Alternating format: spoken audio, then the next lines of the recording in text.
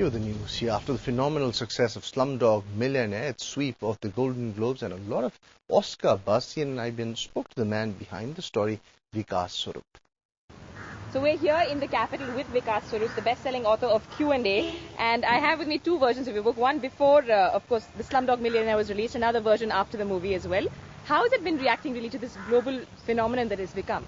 I think it's been extraordinary. I mean, this whole past 1 week ever since the Golden Globe Awards were announced. I mean, who could have imagined that a book which I wrote in 2 months in 2003, in my posting in London, would go on to become this international phenomena in the form of the film.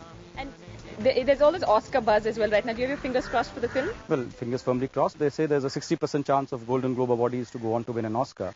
So certainly, I think the chances are very bright. Okay, but having said that, the movie, of course, does take off and adapt from your book. There's a lot that's in your book that's not in the movie and vice versa. I was consulted on the screenplay, so I knew from the very beginning that the book would be transformed into Slumdog Millionaire in the film, and that the film is faithful to the original framing device of the book. It's been all over the media as well. There's slight controversy, some sections of society talking about how India is being de-glamorized. It's been projected as, you know, the poverty capital, like India grimy as opposed to... What are your thoughts on that when you see a movie like this? So I don't think there's anything wrong in showing slum life, as long as it has a human element. And I think that's the strength of this film. My book was about hope, it was about optimism, it was about the triumph of the human spirit.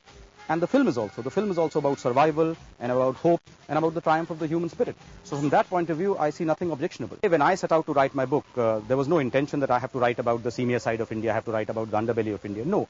For me, I wanted to show that street knowledge can be as important as book knowledge. And that is why I chose as my contestant an 18-year-old waiter living in Asia's biggest slum in Dharavi. And lastly, you have a second book out as well. Any plans to make that into a movie? Yes, in fact, as we speak, BBC have already optioned it for a film. Well, that's incredible. Well, good luck with that. Thanks very much.